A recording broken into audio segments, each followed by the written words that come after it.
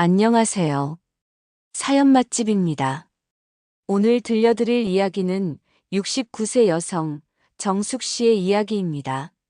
남편의 죽음 뒤에 발견한 두 장의 유서, 그리고 그 속에 감춰진 40년의 비밀, 사랑과 배신, 그리고 용서에 관한 이야기입니다. 지금부터 시작합니다. 내 이름은 정숙입니다. 올해 69살입니다. 오늘 내 이야기를 처음으로 세상에 꺼내보려 합니다. 사람은 죽어서도 말을 남긴다고 하죠. 그런데 제 남편이 남긴 마지막 말은 진실이 아니었습니다. 아니, 정확히 말하면 진실은 맞는데 제가 알던 진실과는 달랐습니다. 남편 윤석이 세상을 떠난 건 3개월 전이었습니다. 갑작스러운 심장마비였어요. 병원에 실려갔지만 의식을 되찾지 못했습니다. 42년을 함께 산 남편이었습니다. 27에 결혼해서 69까지. 긴 시간이었습니다. 그 사람은 말수가 적은 사람이었습니다. 사랑해라는 말도 잘하지 않았고 특별한 이벤트도 없었습니다. 그저 묵묵히 가족을 위해 일했습니다. 저도 그런 남편이 불만스럽지는 않았습니다. 사랑이 거창한 것만은 아니니까요. 매일 아침 함께 밥을 먹고 저녁이면 나란히 TV를 보는 것. 그게 우리의 사랑이었습니다. 하지만 그날 그 평범했던 일상이 산산이 부서졌습니다. 장례식 날이었습니다. 비가 내렸고 장례식장 안은 국화향으로 가득했어요. 조문객들이 줄을 이었습니다. 회사 사람들, 친척들, 오래된 친구들. 나는 상주석에 앉아 고개를 숙이고 있었습니다. 눈물은 이미 말라버렸습니다. 3일 동안 울어서 더 이상 눈물이 나오지 않았습니다. 장례식이 거의 끝나갈 무렵 한 남자가 나를 찾아왔습니다. 정장을 입은 중년 남자였습니다. 유족분이십니까? 네, 그런데요. 저는 고인의 법률 대리인 이정훈 변호사입니다. 변호사라는 말에 조금 놀랐습니다. 남편이 변호사를 따로 선임했다는 얘기는 들은 적이 없었거든요. 이건 고인께서 제게 맡기신 유언장입니다. 그가 내게 봉투 하나를 내밀었습니다. 두툼한 갈색 봉투였습니다. 나는 손끝이 떨렸습니다. 손이 떨려서 봉투를 제대로 잡을 수조차 없었습니다. 지금 여기서 여시겠습니까? 네, 괜찮습니다. 나는 조심스럽게 봉투를 열었습니다. 그 안에는 깔끔하게 정리된 문서 한 장이 들어 있었습니다. 남편의 필체였습니다. 그 사람 특유의 반듯한 글씨체. 나는 천천히 읽기 시작했습니다. 사랑하는 아내 정숙에게. 이 글을 읽고 있다면 나는 이미 당신 곁을 떠난 후일 것입니다. 42년 동안 함께해줘서 고마웠어요. 당신은 좋은 아내였고 좋은 엄마였어요. 나의 재산은 다음과 같이 분배합니다. 전체 재산의 50%는 아내 윤정숙에게, 전체 재산의 50%는 김미란에게. 그 순간 글자가 흔들렸습니다. 김미란. 그 이름은 내 가장 친한 친구였습니다. 고등학교 때부터 알던 친구. 40년 넘게 함께한 친구. 결혼식 때 내 들러리를 서준 친구. 왜 그녀에게? 나는 고개를 들었습니다. 주변 사람들이 웅성거리기 시작했습니다. 조문객들이 수군거렸습니다. 김미란, 그 사람 친구 아니에요? 왜 하필 친구한테 절반이나 혹시 두 사람 사이에? 귓속말들이 날카롭게 내 귀를 찔렀습니다. 나는 다시 유언장을 봤습니다. 더 이상 읽을 수가 없었습니다. 변호사님, 이게 정말 남편이 쓴 게 맞나요? 네, 필적 감정도 맞췄습니다. 법적으로 유효한 유언장입니다. 그는 차분하게 대답했습니다. 나는 봉투를 가슴에 꼭 안았습니다. 숨이 막혔습니다. 그날 밤 장례를 마치고 집에 돌아왔을 때 나는 완전히 무너졌습니다. 며칠 동안 잠을 잘 수가 없었습니다. 42년을 함께한 남편이 나를 속였다는 생각. 그게 나를 미치게 했습니다. 왜 미란이었을까? 미란은 이혼을 한 번 했습니다. 남편의 외도 때문이었습니다. 그때 그녀는 너무 힘들어했고 내가 곁에서 위로했습니다. 정수가, 내가 있어서 다행이야. 내 남편은 정말 좋은 사람이야. 그녀가 그렇게 말했었습니다. 내 남편을 칭찬하면서. 그때 그녀의 눈빛이 이상했었나? 아니면 내가 너무 둔했던 걸까? 나는 밤마다 남편의 사진을 봤습니다. 웃고 있는 그의 얼굴. 하지만 이제는 그 미소가 낯설게 느껴졌습니다. 이 사람이 나를 사랑했던 게 맞을까? 아니면 평생 다른 사람을 사랑했던 걸까? 질문은 끝이 없었고 답은 없었습니다. 일주일이 지났습니다. 나는 더 이상 참을 수 없었습니다. 진실을 알아야 했습니다. 미란을 찾아갔습니다. 그녀는 혼자 작은 집에서 살고 있었습니다. 이혼 후에 딸 하나를 키우며 살았는데 딸은 이미 결혼해서 독립했습니다. 문을 두드렸습니다. 누구세요? 나야, 정숙이. 문이 열렸습니다. 미란이 놀란 표정으로 나를 봤습니다. 정수가 어떻게 들어가도 될까? 그럼 들어와. 집안은 단정했습니다. 조용했고 쓸쓸했습니다. 미라는 나를 거실로 안내했습니다. 그리고 차를 내왔습니다. 정수가 차 마셔. 유자차야. 평소처럼 다정한 목소리였습니다. 하지만 그녀의 손이 떨리고 있었습니다. 나는 차를 한 모금 마셨습니다. 그리고 조용히 물었습니다. 미란아, 너 유언장 받았지? 그녀는 고개를 숙였습니다. 응, 받았어. 왜 그런 거야? 왜 우리 남편이 너한테 재산을 남긴 거야? 내 목소리가 떨렸습니다. 화가 나서가 아니라 무서워서였습니다. 진실이 두려웠습니다. 미라는 한참 동안 침묵했습니다. 그리고 천천히 입을 열었습니다. 정수가, 나도 놀랐어. 나도 몰랐어. 거짓말하지 마. 뭔가 있었던 거 아니야? 너희 둘 사이에.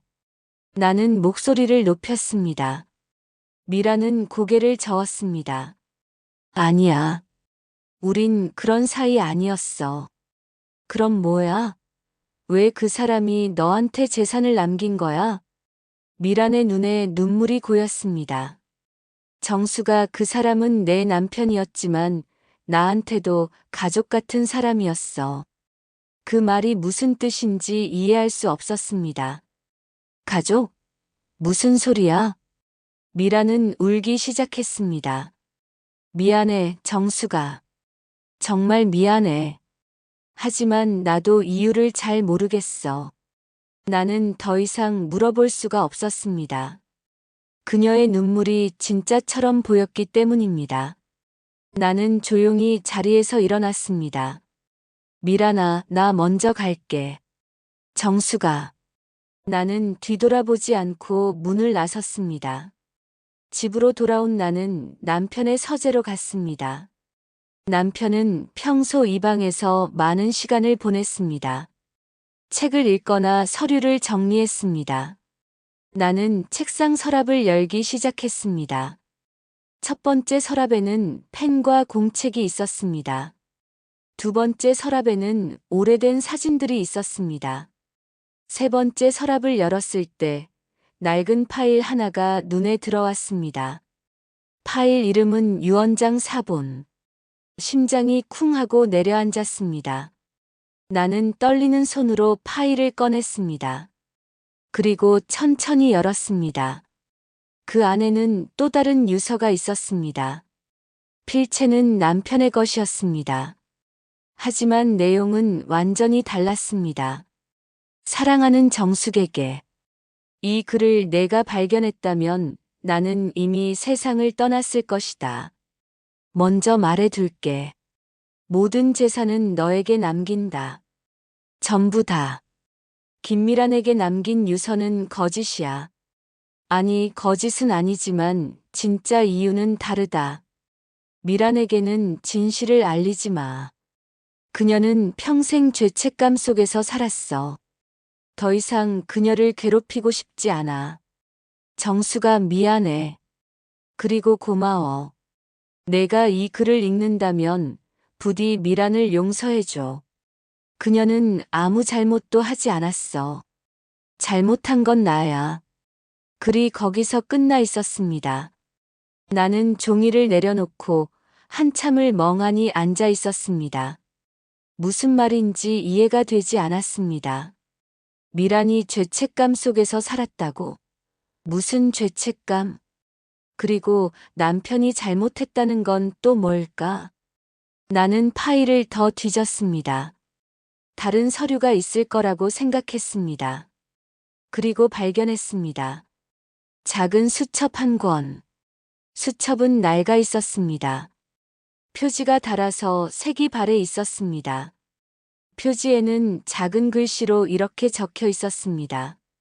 1995년부터 1995년. 그 해는 우리 결혼 10주년이었습니다. 나는 수첩을 펼쳤습니다. 첫 페이지에는 이렇게 적혀 있었습니다. 1995년 3월 15일. 오늘 미란을 봤다. 병원에서. 그녀는 나를 보자마자 돌아섰다. 미안하다, 정수가. 정말 미안하다. 무슨 의미인지 알 수 없었습니다. 나는 다음 페이지를 넘겼습니다. 1995년 4월 20일. 미란의 수술이 잘 끝났다고 들었다. 하지만 후유증이 남을 거라고 한다. 평생 약을 먹어야 한다고. 이건 내 잘못이다. 정수가, 내가 이 사실을 알면 어떻게 될까? 평생 나를 용서하지 못할 것이다. 수술? 후유증? 무슨 일이 있었던 걸까? 나는 계속 페이지를 넘겼습니다. 1996년 1월 10일. 오늘부터 미란에게 치료비를 보내기로 했다. 매달 200만 원씩. 이건 내가 할 수 있는 최소한의 책임이다. 200만 원. 나는 순간 기억이 났습니다. 남편은 매달 200만 원씩 어딘가에 돈을 보냈습니다. 나는 그게 뭔지 물어본 적이 있었습니다. 여보, 이 돈은 뭐야? 아, 그냥 친구 빌려준 거야. 곧 갚을 거야. 그렇게 대답했었습니다. 그리고 나는 더 이상 묻지 않았습니다. 그 돈이 미란에게 간 거였구나. 15년 동안. 매달. 나는 수첩을 덮으며 눈을 감았습니다. 무슨 일이 있었던 걸까? 1995년에. 다음 날 나는 은행에 갔습니다. 남편의 통장 내역을 확인하고 싶었습니다. 고객님, 이 통장은 고인의 것이라 유족분만 확인 가능합니다. 네, 제가 유족입니다. 아내입니다. 나는 신분증과 가족관계 증명서를 제출했습니다. 직원은 서류를 확인하고 통장 내역을 출력해줬습니다. 나는 내역을 천천히 봤습니다. 1995년 3월부터 2010년 12월까지 매달 빠짐없이 200만 원씩 송금된 내역이 있었습니다. 입금 대상 김미란. 15년 동안. 총액을 계산해 봤습니다. 3억 6천만 원. 그렇게 큰 돈을 남편은 미란에게 보냈던 겁니다. 나는 통장 사본을 들고 집으로 돌아왔습니다. 그리고 다시 미란을 찾아가기로 했습니다. 미란의 집 문을 다시 두드렸습니다. 정수가 또 왔구나. 미란의 얼굴은 창백했습니다. 미란아, 이거 뭐야? 나는 통장 사본을 그녀에게 내밀었습니다. 미란은 통장을 보더니 고개를 떨고 왔습니다. 15년 동안 매달 200만 원. 그 돈은 뭐야, 미란아? 그녀는 한참 동안 침묵했습니다. 그리고 조용히 울기 시작했습니다. 정수가, 그건 내 치료비야. 치료비? 미라는 고개를 끄덕였습니다. 나 그 사람 때문에 다쳤어. 30년 전에. 30년 전. 그때 무슨 일이 있었던 걸까? 무슨 일이었어? 미라는 눈물을 닦으며 말했습니다. 1995년 3월이었어. 우리 셋이 함께 여행을 갔었잖아. 강원도로. 나는 기억났습니다. 그 여행. 결혼 10주년 기념으로 남편과 나 그리고 미란이 함께 강원도로 여행을 갔었습니다. 그때 사고가 있었어. 차 사고. 사고. 나는 숨을 멈췄습니다. 운전은 윤석 씨가 했어. 그런데 졸음운전을 했어. 그래서 미란의 목소리가 떨렸습니다. 차가 중앙선을 넘었어. 맞은편 차와 충돌했어. 나는 그 기억이 희미하게 남아 있었습니다. 사고 후 나는 경미한 부상으로 병원에 입원했었습니다. 며칠 후 퇴원했습니다. 나는 괜찮았잖아. 응. 너는 괜찮았어. 하지만 나는. 미라는 옷을 조금 걷어 올렸습니다. 배에 긴 흉터가 있었습니다. 내부 장기가 손상됐어. 수술을 여러 번 받았어. 그리고 그녀의 목소리가 더 작아졌습니다. 그때 임신 중이었어. 순간 세상이 멈춘 것 같았습니다. 임신? 미라는 고개를 끄덕였습니다. 3개월이었어. 아무한테도 말하지 않았어. 남편이랑 이혼 직전이었거든. 그 아이는 사고로 잃었어. 미라는 울음을 터뜨렸습니다. 그리고 그 후유증으로 평생 아이를 가질 수 없게 됐어. 나는 말을 잃었습니다. 윤석 씨는 그 사실을 알고 있었어. 그래서 평생 책임지겠다고 했어. 미라는 눈물을 닦았습니다. 그 사람은 내 남편이었지만 나한테는 빚진 사람이었어. 그래서 치료비를 보내준 거야. 나는 주저앉았습니다. 모든 게 이해됐습니다. 남편의 죄책감, 미란에게 보낸 돈, 그리고 유서. 집으로 돌아온 나는 남편의 서재에 다시 들어갔습니다. 책상 서랍 깊은 곳을 뒤지다가 작은 카세트 테이프 하나를 발견했습니다. 테이프에는 작은 메모지가 붙어 있었습니다. 정숙에게. 나는 오래된 카세트 플레이어를 꺼내서 테이프를 넣었습니다. 재생 버튼을 눌렀습니다. 남편의 목소리가 흘러나왔습니다. 정수가 이 녹음을 듣고 있다면 나는 이미 세상을 떠났을 거야. 남편의 목소리였습니다. 살아생전의 그 목소리. 나는 눈물이 났습니다. 먼저 말할게. 미안해. 정말 미안해. 그의 목소리가 떨렸습니다.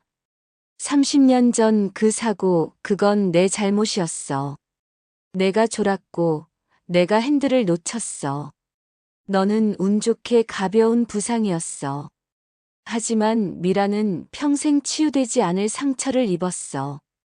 그녀는 아이를 잃었어. 그리고 다시는 엄마가 될 수 없게 됐어. 남편은 잠시 침묵했습니다. 나는 그 사실을 알고 평생 죄책감 속에 살았어. 미란을 볼 때마다 내가 그녀의 인생을 망쳤다는 생각에 괴로웠어. 그래서 돈을 보냈어. 치료비를. 그게 내가 할 수 있는 전부였어. 하지만 너한테는 말할 수 없었어. 내가 알면 너도 평생 죄책감에 시달릴 것 같았어. 남편의 목소리가 더 떨렸습니다. 정수가 미란을 용서해줘. 그녀는 내 대신 고통받은 사람이야. 그리고 날 용서해줘. 평생 거짓말하며 산 나를. 테이프가 끝났습니다. 나는 한참 동안 그 자리에 앉아 울었습니다. 며칠 후 병원에서 전화가 왔습니다. 유족분이십니까? 네, 그런데요. 고윤석 씨의 마지막 치료 기록에 대해 알려드릴 게 있습니다. 나는 병원으로 갔습니다. 의사가 차트를 보여줬습니다. 남편분은 간 이식 수술을 준비 중이셨습니다. 간 이식이요? 나는 놀랐습니다. 남편이 간이 안 좋다는 얘기는 들었지만 이식까지 생각하고 있었다는 건 몰랐습니다. 수혜자는 누구였나요? 의사는 잠시 머뭇거리다 대답했습니다. 김미란 씨입니다. 그 순간 세상이 멈춘 것 같았습니다. 미란 씨가 간이 안 좋으셨나요? 네. 만성 간염이 있으셨고 약물 치료로는 한계가 있었습니다. 그래서 남편이 자신의 간을 기증하겠다고 하셨습니다. 하지만 의사는 말을 멈췄습니다. 하지만 수술 전에 돌아가셨습니다. 나는 주저앉을 뻔했습니다. 남편은 자신의 간을 미란에게 주려 했던 겁니다. 자신의 목숨을 대신 내어주려 했던 거였습니다. 병원을 나와 나는 바로 미란에게 전화를 걸었습니다. 미란아, 너 지금 어디야? 나 집에 있어. 왜? 혹시 너 간이 안 좋아? 전화 너머로 침묵이 흘렀습니다. 정수가 그걸 어떻게 알았어? 병원에 갔다 왔어. 윤석이가 너한테 간을 주려고 했다며. 미란은 한참 동안 말이 없었습니다. 미란아, 사실대로 말해봐. 미란이 울먹이며 말했습니다. 응, 내 간이 안 좋아. 그 사고 후유증이야. 만성 간염이 생겼어.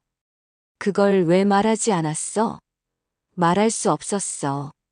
너한테 더 이상 짐이 되고 싶지 않았어. 바보야, 우린 친구잖아. 나는 병원 주소를 물었습니다. 어느 병원에 다니고 있어? 세브란스 병원. 하지만 정수가 오지 마. 난 괜찮아. 괜찮을 리가 있나. 지금 간다. 나는 택시를 타고 병원으로 향했습니다. 병원에 도착해서 미란을 찾았습니다. 그녀는 외래 진료실 앞에 앉아 있었습니다. 미란아. 미란이 고개를 들었습니다. 그녀의 얼굴은 헬쑥했습니다. 눈 밑에는 다크서클이 짙었습니다. 정수가 왜 왔어? 너 보러 왔지. 나는 그녀 옆에 앉았습니다. 미란아, 솔직히 말해. 얼마나 심각해? 미란은 한숨을 쉬었습니다. 의사 선생님이 그러는데 이식을 받아야 한대. 안 그러면 1년 넘기기 힘들 거래. 나는 숨이 막혔습니다. 그래서 윤석이가 그 사람이 자기 간을 주겠다고 했어. 하지만 난 거절했어. 왜? 미라는 눈물을 닦았습니다. 그 사람은 내 남편이잖아. 내가 어떻게 내 남편의 장기를 받아. 바보야. 나는 그녀의 손을 잡았습니다. 그 사람도 원했던 거잖아. 하지만 정수가 난 미란아, 그 사람이 못 이룬 일, 내가 대신 할게. 미란이 놀란 표정으로 나를 봤습니다. 뭐라고? 내 간을 검사해 볼게. 혹시 나랑 맞으면 내가 줄게. 정수가, 그게 무슨 소리야? 미란이 손을 뿌리쳤습니다. 난 그럴 수 없어. 내 남편도 잃었는데 너까지 위험해질 순 없어. 미란아, 우린 40년 친구야. 그리고 나는 그녀의 눈을 똑바로 봤습니다. 그 사고는 내 남편 잘못이었어. 그건 결국 우리 가족의 책임이야. 아니야, 정수가. 그건. 미란아, 제발 내 마음 받아줘. 이게 내가 할 수 있는 마지막 속죄야. 미라는 그 자리에서 엉엉 울었습니다. 일주일 후 검사 결과가 나왔습니다. 의사가 말했습니다. 놀랍게도 조직 적합성이 매우 높습니다. 이식이 가능합니다. 나는 안도의 한숨을 쉬었습니다. 그럼 수술 일정 잡아주세요. 가족분들께는 말씀하셨습니까? 나는 고개를 끄덕였습니다. 네, 아들한테 말했어요. 처음엔 반대했지만 제 뜻을 이해해줬어요. 아들은 처음엔 극구 반대했습니다. 엄마, 왜 그렇게까지 하세요? 아들아, 이건 내가 해야 할 일이야. 하지만 엄마도 위험해요. 괜찮아. 의사 선생님이 안전하다고 했어. 그리고 난 건강해. 아들은 결국 내 뜻을 꺾을 수 없었습니다. 엄마 정말 후회 안 하시겠어요? 후회 없어. 이게 아빠가 원하던 일이기도 하고. 수술 날짜가 잡혔습니다. 2주 후였습니다. 수술 전날 밤 나는 미란과 함께 병실에 있었습니다. 정수가 정말 고마워. 미란이 내 손을 꼭 잡았습니다. 고맙긴. 우린 친구잖아. 하지만 이건 너무 큰 일이야. 미란아, 나도 처음엔 너를 원망했어. 남편이 왜 너한테 재산을 남겼는지 이해할 수 없었어. 미라는 고개를 숙였습니다. 하지만 이제 알아. 그 사람은 잘못을 속죄하고 싶었던 거야. 그리고 나도 그 뜻을 이어가고 싶어. 정수가. 미라나 약속해. 수술 잘 받고 건강하게 오래 살아. 미라는 눈물을 흘리며 고개를 끄덕였습니다. 응, 약속할게. 그리고 정수가. 너도 꼭 건강해야 해.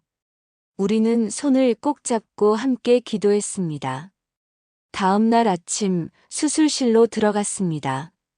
아들과 손자가 함께 있었습니다. 할머니 힘내세요. 손자가 손을 흔들었습니다. 그래, 할머니 금방 올게.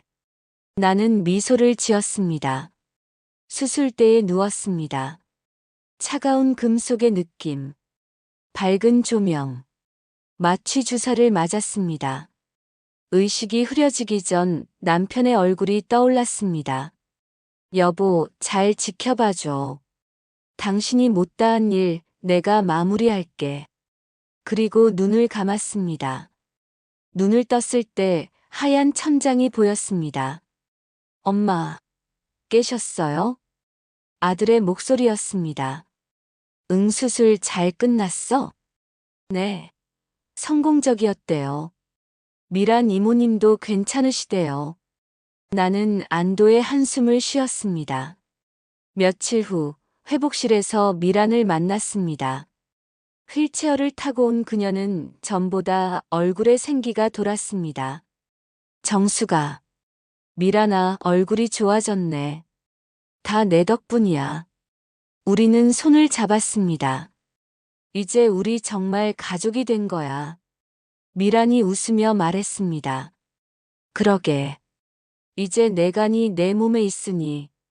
우리는 함께 웃었습니다. 수술 후 1년이 지났습니다.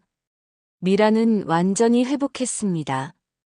얼굴에는 생기가 넘쳤고 다시 일도 시작했습니다.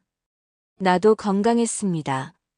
정기 검진을 받았는데 의사가 말했습니다.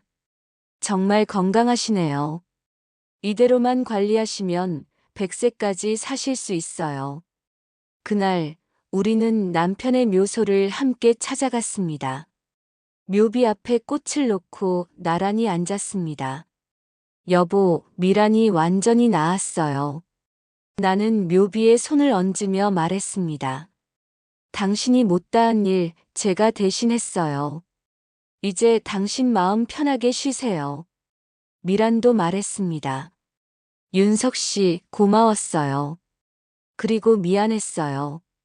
당신 덕분에 전 다시 살 수 있었어요. 우리는 한참 동안 그 자리에 앉아 있었습니다. 바람이 불어왔습니다. 따뜻한 봄바람이었습니다. 그날 저녁 집으로 돌아와 남편의 서재에 다시 들어갔습니다. 책상 서랍 깊은 곳을 정리하다가 봉투 하나를 더 발견했습니다. 봉투 겉면에는 이렇게 적혀 있었습니다. 정수가 모든 게 끝나고 나서 읽어줘. 나는 조심스럽게 봉투를 열었습니다. 그 안에는 편지가 들어 있었습니다. 사랑하는 정숙에게. 이 편지를 읽고 있다면 넌 이미 내가 원하던 일을 다 해준 거겠지. 고마워. 정말 고마워. 사실 난 너가 미란을 도와줄 거라고 믿었어. 넌 그런 사람이니까. 착하고 따뜻한 사람. 그래서 내가 널 사랑했던 거야. 유서를 2개 남긴 건 너가 진실을 알고 스스로 선택하길 바랐기 때문이야. 억지로 강요하고 싶지 않았어. 그리고 넌 역시 내가 알던 사람이었어. 정수가, 우리 42년 함께 살았지. 행복했어. 비록 평범한 일상이었지만 너가 있어서 의미 있었어. 미란을 도와준 건 속죄의 의미도 있지만 그보다는 사랑의 확장이야. 내가 사랑했던 2사람, 정숙과 미란. 둘 다 내 인생에서 소중한 사람들이었어. 정수가 오래오래 건강하게 살아줘. 그리고 미란과도 좋은 친구로 남아줘. 사랑해. 평생 사랑했어. 윤석. 나는 편지를 가슴에 꼭 안았습니다. 눈물이 주르륵 흘러내렸습니다. 여보, 나도 사랑했어요. 평생. 그날 이후 미란과 나는 더 자주 만났습니다. 함께 산책도 하고 차도 마시고 여행도 다녔습니다. 어느 날 우리는 강원도로 여행을 갔습니다. 30년 전 사고가 있었던 그곳. 사고 현장 근처에 섰습니다. 이 근처였지? 미란이 물었습니다. 응, 이 근처.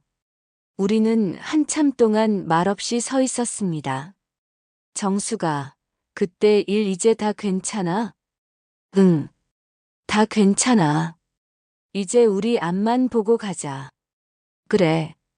우리는 손을 잡고 걸었습니다. 햇살이 따뜻했습니다. 새들이 지저귀고 꽃들이 피어 있었습니다. 정수가, 응, 고마워. 진짜로. 나도 고마워, 미란아. 내가 있어서. 우리는 서로를 보며 웃었습니다. 그로부터 2년이 지났습니다. 나는 지금 71세, 미란은 70세가 되었습니다. 우리는 지금도 자주 만나고 함께 시간을 보냅니다. 가끔 남편 묘소에 함께 가서 꽃을 놓고 이야기를 나눕니다. 여보, 우리 잘 지내고 있어요. 걱정 마세요. 그렇게 말하고 돌아옵니다. 사람들은 가끔 묻습니다. 남편이 다른 여자한테 재산을 남겼는데 화나지 않았어요? 나는 미소를 지으며 대답합니다. 처음엔 화났죠. 하지만 이제는 이해해요. 그 사람은 잘못을 바로잡고 싶었던 거예요. 그래도 쉽지 않았을 텐데요. 쉽지 않았어요. 하지만 용서하고 나니 마음이 편해졌어요. 용서. 그게 답이었습니다. 남편을 용서하고 미란을 용서하고 나 자신도 용서했습니다. 그렇게 우리는 다시 시작할 수 있었습니다. 정숙 씨의 이야기를 들어주셔서 감사합니다. 이 이야기는 배신과 속죄, 그리고 용서에 관한 이야기입니다. 때로 우리는 진실을 마주할 용기가 필요합니다. 그리고 그 진실을 받아들이고 용서할 때 비로소 자유로워질 수 있습니다. 정숙 씨는 남편의 비밀을 알고도 미란을 원망하지 않았습니다. 오히려 그녀를 도왔고 함께 새로운 시작을 했습니다. 그것이 진짜 사랑이고 진짜 우정입니다. 여러분도 용기를 내시길 바랍니다. 용서하시길, 그리고 다시 시작하시길. 오늘 이야기는 여기까지입니다. 다음에 또 만나요. 사연 맛집이었습니다.